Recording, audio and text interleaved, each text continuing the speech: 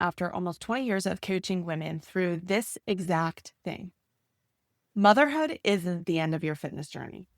It's a new chapter with a completely different rule book, and most of the advice out there either ignores that rule book entirely or hands you a version written by someone who's never actually had to wake up with a baby and feed a baby at 3 a.m. and then show up for their own workout at 5 a.m. Today, we're doing the real version, the messy, interrupted, sometimes you're doing the squats with a toddler on your back version, because you don't have to choose between being a great mom, being strong. You just have to learn how to be both in the same season with the same 24 hours. Let's get into it. Welcome to Miles from Review, the podcast powered by KatFit Strength, where busy women like you find practical solutions to fuel your fitness journey with authenticity and resilience. I'm Kat, your host, a mom of 2 active boys, a business owner, and an ultramarathon runner, and a strength trainer in her 40s. With nearly 2 decades of experience, I'm here to help you cut through the noise of fads, hacks, and quick fixes.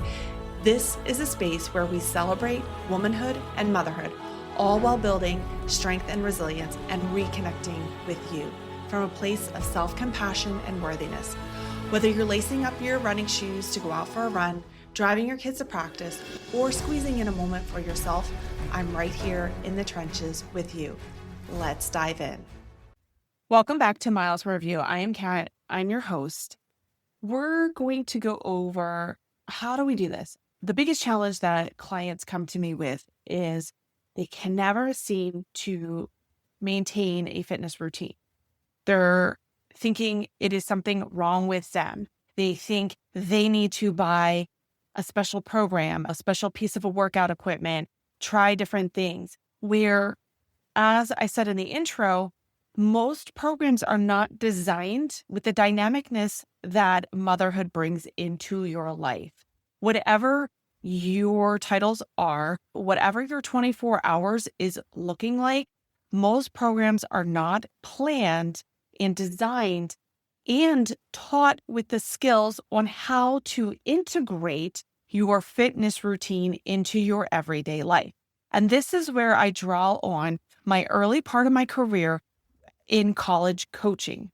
The goal was to have the athletes gain the autonomy and understanding of how to push themselves. We're not talking at all costs, because when we are looking at something where we are going at all costs and not listening to our body, that is territory for injury, burnout, and more. As a college athletic coach, we are prepping the athletes to perform at their best at the right time of year around championship season. We also want them to continue to perform and to break through their times, their distances, their heights, so that in their 4 years, they are seeing that progress. How does this relate to you, where you're like, I don't consider myself as an athlete. I am not someone who is going to compete. Well, it is the same ideology. As a coach of women who are looking to incorporate a fitness program into their everyday life, I want them to be champions. I want them to be able to perform their best every day. It is not at all costs. For individuals in everyday life, we are being pulled in every single direction. Again, you know your titles. You can think about them right now. Think about all the transitions you have to do in any given day, all the things you have to think about in any given day, all the things and all the people you have to show up for. That is your 24 hours. And I want to clarify something I said in the intro because it was pretty glossed over. If you've been a longtime listener, you've heard me say this before, but I'm going to repeat it if you are new, and because we can always hear this again. None of us have the same 24 hours. The only fact is there are 24 hours in a day. My 24 hours is totally different than all of my clients. All my clients have different 24 hours. With that, in those 24 hours, the coaching needs to be different. There are commonalities across the board with all of my clients, and then there are uniqueness with all of my clients. There's uniqueness with myself and how I train compared to other friends who are also training for ultra distances as well, because nobody has the exact same 24 hours. Even the individuals in my house don't have the same 24 hours. My husband and I do not have the same 24 hours, even though we have the same children and we are moving throughout the day. His 24 hours is different than my 24 hours. So this notion that oftentimes gets tossed around, especially on social media, that everybody has 24 hours and everybody should be able to get this done is absolutely false. So we're going to establish that there. When I look at a client, when they come to me and say, I have never been consistent at working out, I want to get to know, what does their 24 hours look like? Who is this person that is before me? And how can I write a program that can be integrated into their life? It is not going to be seamless, and it's not going to happen on day one. This is something that I explain to my clients. And I also share with them, and it may come as something a bit bold and maybe seeming like I don't believe in them, but I do expect my clients to fail. I do expect there to be weeks where they're not going to show up for workouts. It doesn't mean that everyone in their house has come down with an illness. It is, life is going to happen. Life will always happen. Life will always interfere. So I want to set my clients up for success, that they have a program that they can maintain, not at all costs, because there are times we need to scale back with our fitness. But the challenge with that, and where we typically see plateaus and no progress, is when we have programs, when we have plans, when we are working with trainers who do not understand the other 23 hours of our day, assuming that you see that trainer or that plan takes 60 minutes, just making it simple math here. So when the plan doesn't take into consideration what you're doing in the other 23 hours a day and what those demands and how fluid those situations can be, that's when there tends to be these long pauses. That's when clients tell me, oh, I'm really good at the first 2 weeks or the first 3 weeks or the first 4 weeks, and then something happens and everything derails it. That indicates to me that the plans that they have done do not appropriately integrate with that individual. It has nothing, absolutely nothing to do with their motivation, their willpower, their strength, their ability to handle the workout.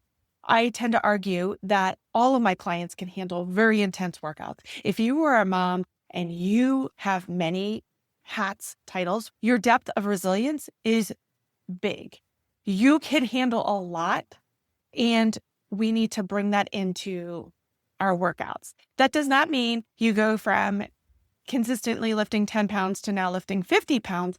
It means, how do we employ the skills that we currently do in our everyday life to be able to transfer into our workouts? And I'm going to go into that, and we're going to go into ways to keep our workouts there. Again, not at all costs. I cannot say that enough. This is not an episode of, well, if you had the time, if you had the drive, you would work out. This is not that kind of episode. This is not how I train myself. I want to be abundantly clear on that. It is not in my vernacular to coach my clients at all costs. It is absolutely the opposite. I coach my clients from the autonomy of, they know their schedules and how to show up, meeting themselves where they're at. This is how I train. This is how I've been able to make it to the 100-mile finish line multiple times while wearing multiple hats in my own life. And doing that multiple times, I ran my first 100-miler 3 years ago, as well as other subsequent ultra marathons, over almost close to 20 ultra marathons in the last 6 years. I have done it without being burnt out. I have done it without injuries cropping up, because it is not at all costs, because it is absolutely understanding when to pull back and when to push, and how to show up with these skills that I work with my clients with. I did an episode like this with episode 77. You don't have to go back and look. And I cannot believe I'm at episode 99 right now. It has that for a moment, we're going to take a little side jaunt here. I cannot believe in all the craziness of life, I am almost at 100 episodes. So this is episode 99. And I do feel it is important to reiterate, add a little bit more depth to the understanding of how we can integrate motherhood and fitness and how it looks different and why it isn't your fault and how we can keep our fitness there and adjust it so that you aren't burnt out, doing things at all costs and at the risk of injury. So one of the first things that I go over with clients is we need to have designated workout times. This is not a hard and fast thing. A fluid life requires a lot of gray areas. I am someone who loves structure. I am someone who loves control. I am like, give me a schedule and man, I can do it. But when we are dealing with multiple things in our life, multiple schedules, multiple people, multiple demands, what helps is being flexible and adaptable. And I'll get a little bit more into that later. But when I say designated workout times, it does not mean at 5 a.m. every single day without fail, you are doing a workout. What it means is you're looking at your week as a microcycle, or even that could be the macro and the days, a microcycle, but you are taking the initiative to schedule the workout. Because if you say, oh, I'm going to work out 2 times this week, but there's not the action to put down either in your calendar or an actual plan of this is the time that you're going to work out, it isn't going to happen. Think about times where maybe it was that magical, seemingly January 1st, where you're like, I'm going to start working out 4 times a week or 3 times a week, whatever that frequency is. Then you declare that and you're like, okay, here we go. First week starts off great. Second week is pretty solid. Third week, you drop a day, maybe it's still solid. And as the subsequent weeks of the year, the new year tick on, there starts to be some diminishing efforts of showing up. You need to set real protected times for your workouts. Yes, life can happen. I get it.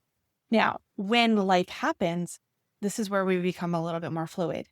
You need to adapt and change from there. So we want to look at setting real protected times for your workouts, not based on the schedule you wish you had. And that's the key thing is we all have the unicorn week, the week where, my goodness, everything is happening like it should, and you are nailing it. Maybe think about that first week in January where everything is seamless. You are knocking it out of the park, so to speak. You're like, I can sustain this. I'm here. I've arrived. I finally am stepping into that version I always envisioned. However, life happens. I said, life is always going to happen. And when life happens, that's when typically plans derail. You have gaps at the gym. You fall off, quote unquote, that wagon or off the tracks. And you then start to think this doesn't work for me. So when we schedule workouts, I always have my clients think about, what is your worst week? What is a week when literally it is pouring with all the needs and the demands? And we plan for that week. That is how we plan. What is your bare minimum? What do you know you can sustain when essentially the sky is falling? Because when kids entered my life, when I became a mom, I was like, I can maintain this routine. I was up at 5 a.m. because I knew that was the only time I had to work out before the kids woke up, before I was quote unquote on that clock. No one needed me during that time. I could finish a workout. But what I also ignored during that was I needed sleep. Sometimes I was up 2 or 3 times a night with a kid, both kids, etc. Sometimes I was up late finishing work. Sometimes my body just needed extra sleep, but I would get up because that is the only time. Because if I was committed, if I was going to be motivated, if I was someone who truly worked out, I needed to get up. It was the at all costs that started costing me my sleep, myself, my happiness. I was crashing midday. I was getting cranky. I started getting soft tissue injuries because I was pushing myself so hard and ignoring that I needed sleep, because that I felt was the only time I had for me. So I needed to learn to adapt that 5 a.m., there's nothing magical about 5 a.m. and working out. Yes, at that time in my life, that was when my kids didn't need me for the most part. Most of my kids would sleep past 5 a.m. There was always maybe one or two mornings where someone would wake up and either a workout would end or I was able to turn on a show or something and distract them for a little bit. However, I had to learn a hard lesson that my schedule is going to look different. My energy demands are going to be different, and that I need to have more adaptability. But how can I have more adaptability with scheduling my workouts and understanding that this flexibility does not have any value on my worth as someone who takes pride and wants to prioritize their fitness? That was the first thing that I needed to be okay with. Again, this adaptability thing is going to keep coming up in this framework. So scheduling my workouts had to mean that I had to be flexible, but still schedule them. So sometimes I train mid-morning after drop-offs from school. Sometimes it's a lunchtime lift or a run in between client sessions. The point is, it's on the calendar and it's protected. I do understand in this scenario, and some of the scenarios I'm going to use, it may not apply to your life. So what will apply is the scheduling and the adaptability. Again, you have and know your 24 hours. With adaptability, with scheduling, you can find times, and I know this is coming across harsh, to fit the workouts in. Again, for some, getting a workout in mid-morning after drop-off is not applicable, or even at lunchtime is not applicable. Okay. I do understand that. Some of my clients, the morning is the best time slot. So we really work at how can we ensure we're getting good sleep? How do we tap into that? And there are other ways to be flexible with your workouts, still being able to show up. And we'll get into that later. So if you're hearing that and you're like, I'm already out, I can't work out mid-morning or lunch, my 24 hours is not your 24 hours. I'm using this as an example.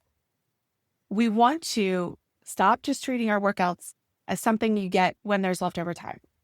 There will never be leftover time because there will always be something to fill it. Something always will come up. So you have to claim that time. Put it on your schedule, set a reminder, and treat it with the same respect you give it to the time you give your children, your partner, a doctor's appointment, a parent-teacher meeting. The thing is, your health is important and it deserves the kind of protection that you give to everyone else. And be honest with yourself about the times that will actually work. It's hard to be honest with ourselves, but be honest with it. If you know you're absolutely exhausted by 8 p.m. and you need to unwind, don't put a workout in. Don't tell yourself you're going to work out after the kids are to bed if you know that is just not going to happen. Look at your actual energy patterns, your actual rhythm, and find those pockets of time that are genuinely available, not theoretically available. If you know you have a hard time getting up at 5 a.m., don't schedule a workout then. If you know you don't have time for an hour-long workout, do 30-minute workouts, do 20-minute workouts. Your season, your schedule will change, but the important thing is taking that time and prioritizing it and putting it on the calendar and getting comfortable with that time potentially moving about. I will say there are times where I'm not super keen on having to get up early, but I know I need to get this workout on and it's the only time, and it's maybe one time out of a week or one time out of a 4-week period that I need to adjust. And I'm going to be bold here and force myself to get up extra early, knowing that my sleep has been consistent, that it's a little out of the norm, but my workout is important to me. Again, it's not at all costs, but it is with scheduling and understanding that this is this week's demand. Next week, it'll fluctuate and change.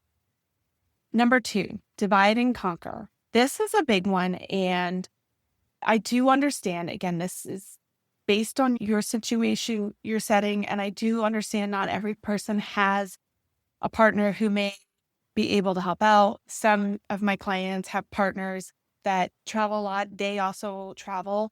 But if you have a clear plan, may not be permanent, the same thing every week, but if you have a clear division of labor in your household, this helps that each partner gets their time to focus on themselves in a 24-hour cycle or even a 48-hour cycle. Again, not every single time do I, and even now that my kids are in middle school and high school, do I have uninterrupted workouts or that my schedule is perfect and that I always have a consistent, complete workout time. So I want to preface it with that there is that adaptability, flexibility that is going to keep coming up. There are times where both with my husband and I, our week looks extremely dicey. We are currently in a week where the divide and conquer is, my goodness, a lot of it is falling on me because he has an abnormal call schedule this week where it is bleeding into the evening. With that, and this goes back to scheduling and stuff like that, I scheduled my week so it is a lower workout week for me. We talked it out. We saw where someone has to pull back while someone's pushing. In return, his workout week is lower because he has all these calls that are in the evening and out of the norm where he is not done work until 8, 9 o'clock. So a lot of the evening routine, or all the evening routine rather, is falling on me to get the kids to and from their respective sports and activities, to be around for homework, to get dinner on and off the table.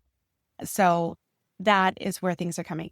I have plans early in the morning. So this week I am unwilling because I need rest to get up at extremely early times. So this is where I'm like, okay, I need to pull back on my workouts, and that's okay. This week is not permanent in my schedule. This week I need to handle more. He's handling more with work, so he can't handle more at home. This week is not permanent that way.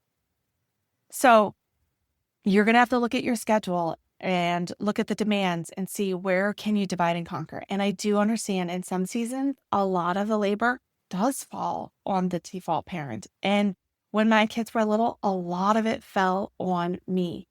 Does not mean my husband wasn't supportive. It just is that was how it worked out in my household.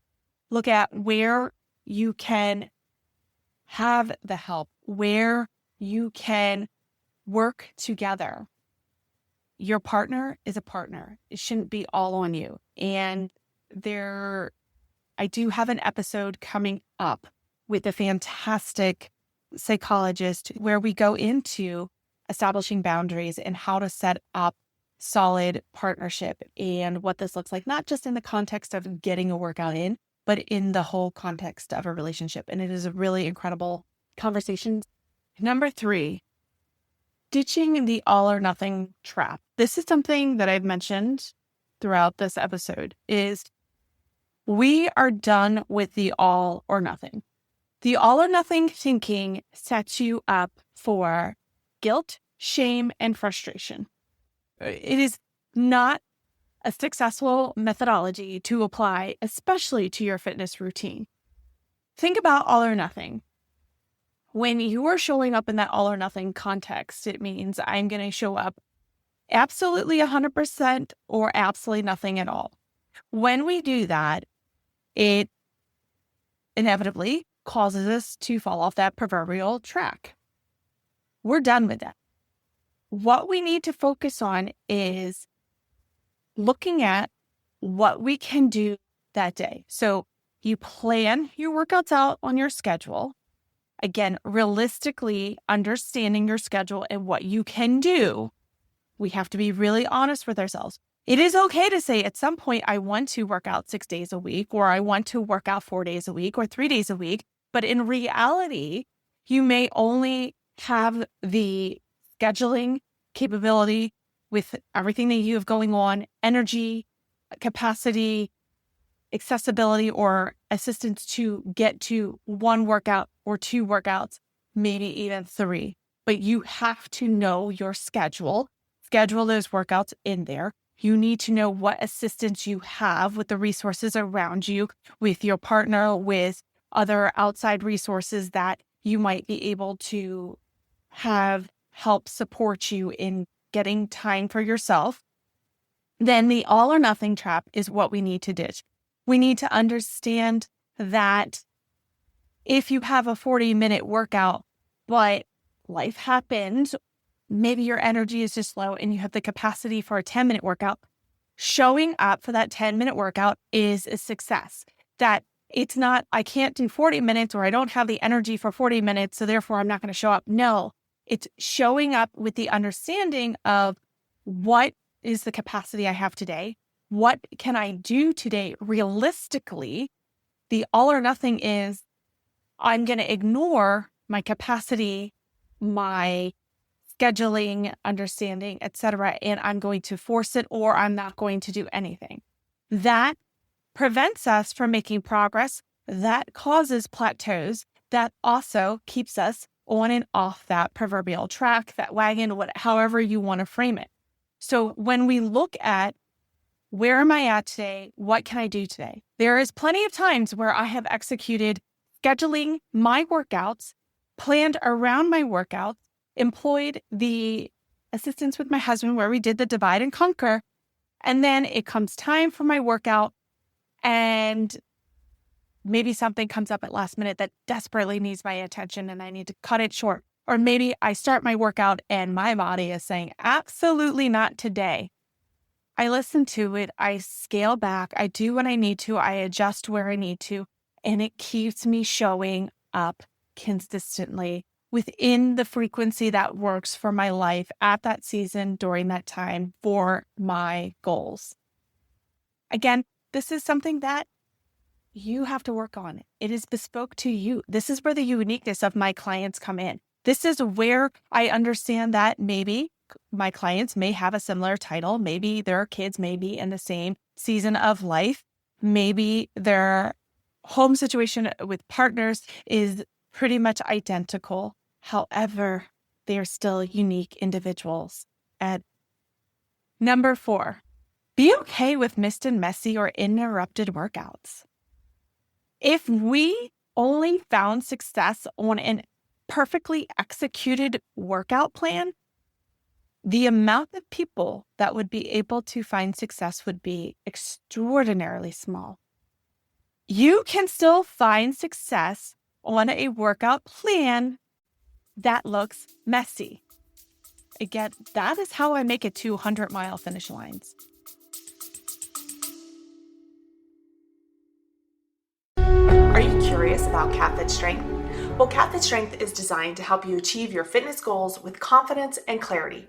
Whether you're a busy mom juggling multiple responsibilities, a woman navigating unique challenges of prenatal, postpartum, or perimenopause, or an athlete looking to enhance your performance, KatFit Strength has you covered. Let's get down to it. KatFit Strength offers personalized programs tailored to your unique needs, goals, and ensuring you get the most out of every workout. Expert guidance provided for you with the understanding of the importance of balancing strength training, cardio, and mobility. Flexible workouts designed to fit into your busy schedule, whether you're at home or at the gym or on the go. So why choose KatFit Strength? I believe in creating sustainable fitness habits that adapt to your lifestyle. I focus on helping you lift effectively, move better, and feel stronger every day. Plus, emphasis is on realistic goal setting, celebrating every win, and helping you stay motivated and inspired.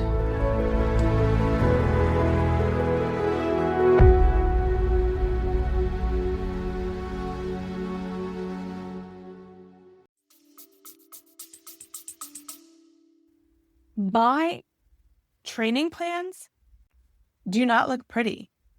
The amount of times that I do have to adapt, adjust are a lot. And that is the norm of my training plan. When I worked in college coaching and I had more of a beautifully controlled container with college athletes, my plans still looked a little messy. There was always a bit of a pivot, modifications put in, understanding where the athlete was at, understanding what we had to tweak, what we had to introduce, what we had to take away to see that they would be successful. This is what athletes do. The levels may be different because of what they're training for versus what you are training for, but they had missed workouts, messy workouts, not so many interrupted workouts in the sense of they had kids or work or life, but there may have been some times, and there was times where I had to make accommodations where athletes had something come up, a family thing where they had to go home. They had other things that did come up. Smaller chances of that than when you are holding down a career, raising children, a household. Interruptions become greater in that context than someone who is a student athlete in the college context. It is normal. Do not believe the hype that might be out there on social media where this person is touting that in order to be successful, you have to have these perfect curated workouts that are never interrupted and they look beautiful. That is not sustainable. If that is something you strive for and that is an expectation that you think is going to get you the results, you will forever stay in that proverbial hopping on and off the track, falling on and off the wagon. And that all or nothing principle is what is at the heart of that messaging. It is not sustainable. It sets you up for guilt, shame, and frustration. And that isn't going to help you progress or see the results you want to see with your fitness. Now, with understanding that missed and messy and interrupted workouts are going to happen, with breaking away from that all or nothing trap, with helping that divide and conquer and scheduling your workouts, this next one, number 5, is working in ranges, which helps you continue to show up where you're at in the capacity that you have so that you can continue seeing progress. One of the things I help with the clients that I work with is I always say we're working in ranges. We're moving away from rigid, fixed thinking of workouts that I always have to be here and I never can drop below this pacing in a mile, this weight that I lift. No, we need to break away from that. Part of that is 60 minutes of working out is the gold standard. 40 minutes of working out is the gold standard. No, it is not the gold standard. The gold standard is being able to show up in your most toughest weeks in the capacity that you have to put your health and well-being first. Yes, it's going to look different than in that unicorn week, but being able to show up for yourself should be the gold standard, not in these, dare I say, these arbitrary terms of hitting constantly 10,000 steps a day, working out for 60 minutes every single day, never having more than one rest day, never letting anything interfere. That is setting yourself up for failure. That's all or nothing. That's perfection seeking with fitness, where if we work in ranges, and how elite athletes do, they work in ranges, that it is going to help you become more consistent. How I program for my clients is we build in flexibility from the start. Every session has a target version if everything goes smoothly, but it also has a shortened version, a condensed version, a baseline version. So no matter what the day throws at you, that there's a version of the workout that works to meet your life. Because the fact of the matter is, I'm not always there with my clients. I have a subset of clients where I've never met them, and they have a workout plan that we communicate via the app. They need to have the skills so that the plan that I put forth, they know how to adjust, to push, to pull back, to work in the ranges that they have the capacity that day. Clients who I do see in person or in a video virtual context, again, they have the same skills. They have access to the app in which they know the workout is structured in a way that they have autonomy to be able to show up in the capacity and the time constraints and all the things that life throws at them to be able to be successful.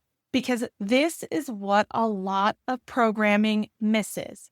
It thinks of only that unicorn week when everything is going perfectly and not in the context of life is messy and interrupted. There are so many things that come up in life that we don't plan for.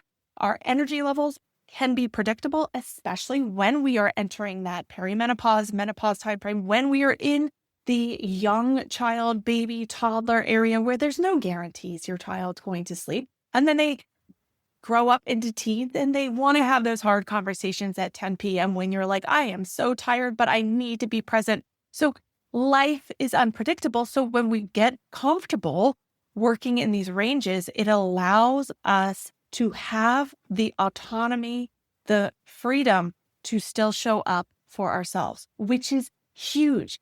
A successful program is one you can still show up on your worst weeks. Albeit, I'll put a little asterisk there. There are weeks where my clients, they're off because life, that's what it calls for. And that is 1,000% okay. That does not mean a program failed. That does not mean you failed and you can't maintain consistency with a workout. No, because there are times, even for myself, where a whole week is needed, potentially unplanned. Oftentimes we can't schedule these things, but there are times in our lives where we do need to say, this week, maybe 2 weeks, maybe 3 weeks, we need to put a more formal workout plan on pause. That is normal.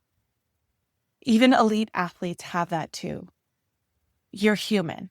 So this is where getting comfortable and building in flexibility is going to help. Flexibility is looking at the timing structure. I write my workouts and I tell clients, we're going to celebrate sets and reps left on the table. We're going to celebrate unfinished workouts because that's what helps keep us successfully showing up. So again, if it's planned, I plan them on a baseline of around 40 minutes, sometimes 45 minutes. And clients know if they only have a certain amount of time, what they need to do. The way I write my programs are the exercises that are at the top that they start with. And I know those exercises, if they were to just do the first 2 exercises, it is going to allow them to see the progress as well as maintain what they have gained with their workouts, that it will still help set them up for success. Now, also layered in the app, I have a collection of workouts for them if it's I need to do XYZ. They know they can go in and pick a workout that may not be scheduled for them on that day, that they can do an alternative workout. Maybe work called them to travel and they don't have access or they don't want to go work out at the hotel gym and they're in their hotel room. So they have a body weight workout right there. Or maybe they threw in exercise bands into their suitcase and they have those. So again, it provides them autonomy to be like, hey, you know what? I know this workout is going to also help keep me moving forward. And this work travel thing came up. I'm still in control. I can still address my own health and wellness needs. So the baseline becomes your anchor. When things get chaotic, when everything is falling apart, and you have almost nothing left, you can still hit that baseline.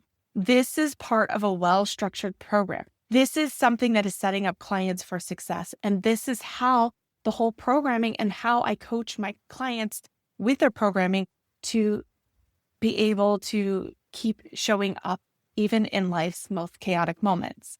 Range thinking applies to intensity too. So not every session is going to be maximum effort where you are picking up the heaviest weight that you could ever lift and pushing or pulling through that.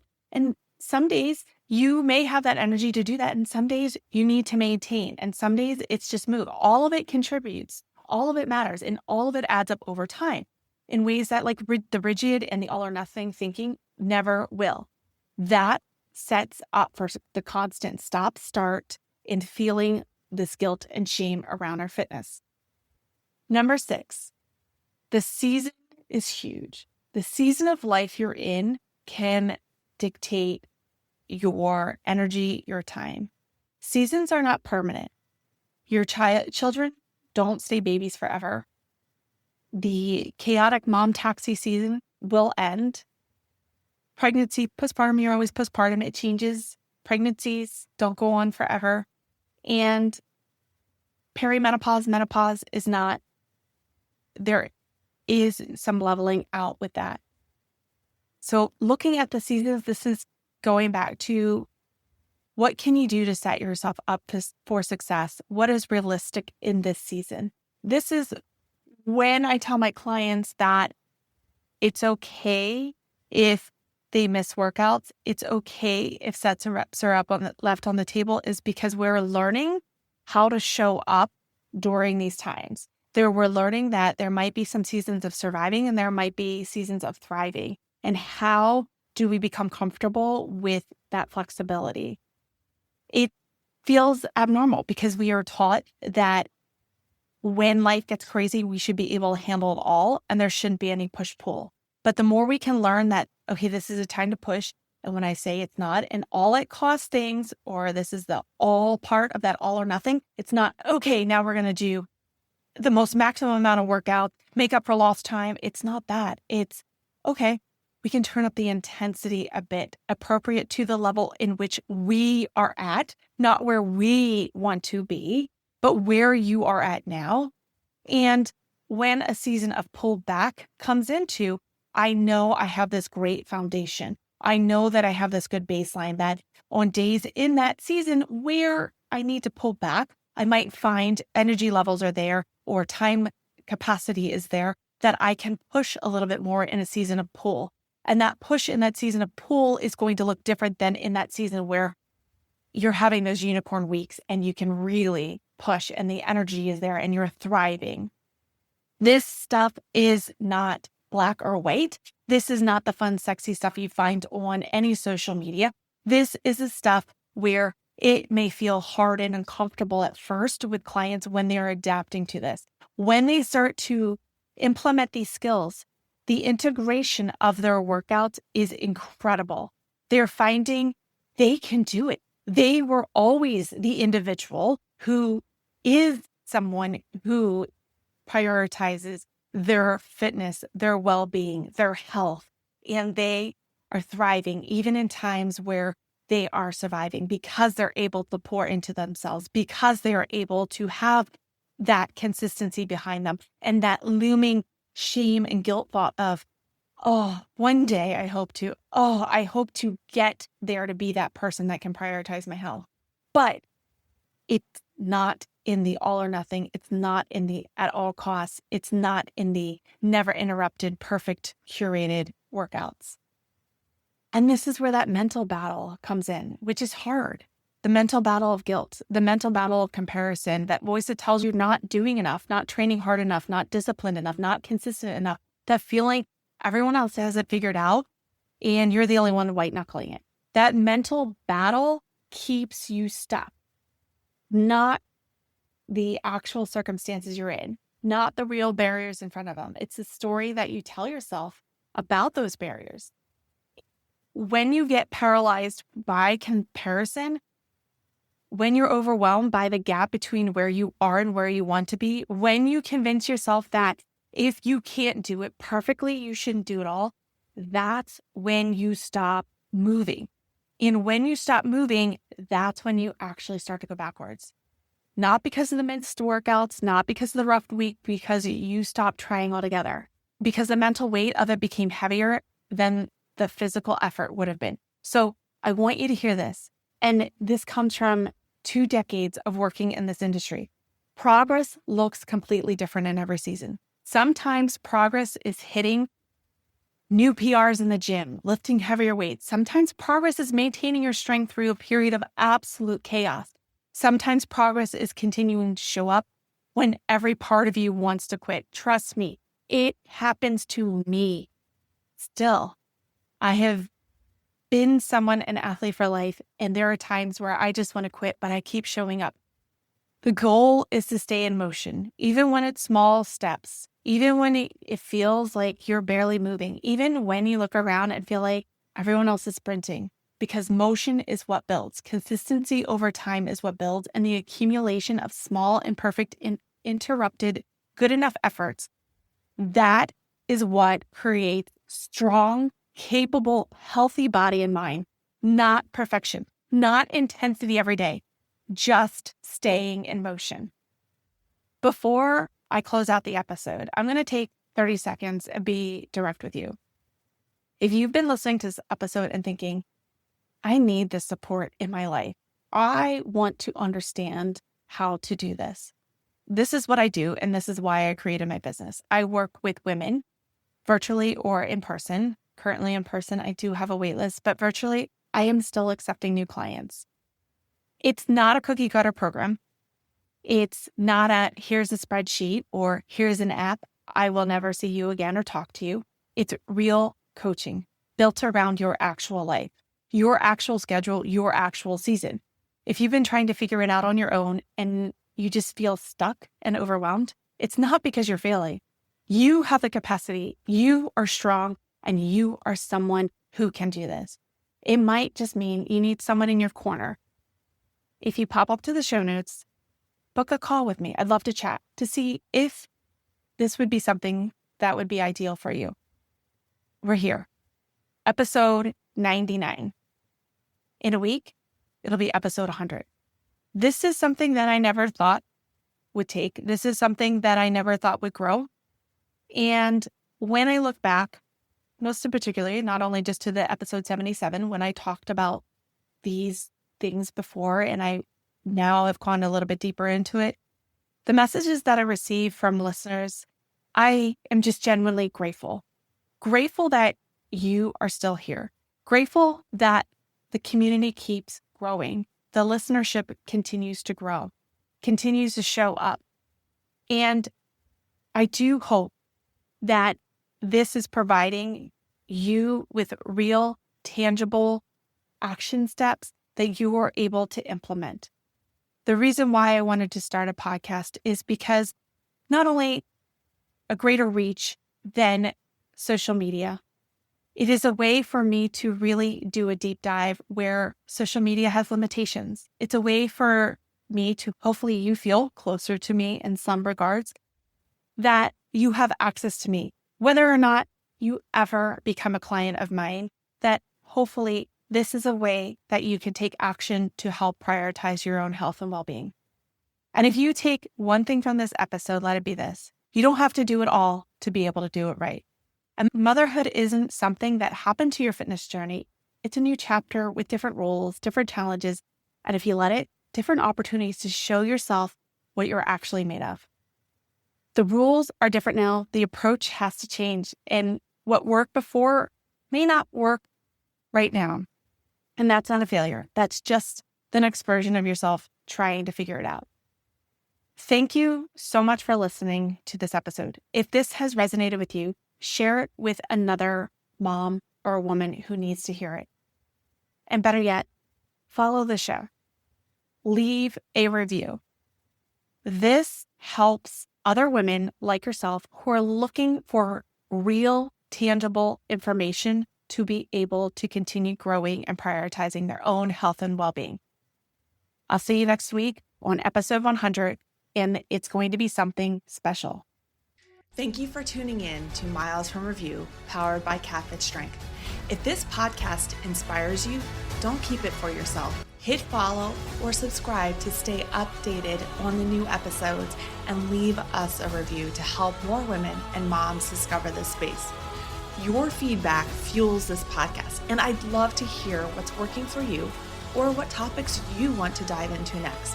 You can connect with me on Instagram at KatFit Strength, or share this episode with a friend who is ready to embrace her strength. Remember, fitness isn't about perfection. It's about showing up for yourself and finding strength in every step of your journey. Until next time, keep moving forward, 1 mile at a time.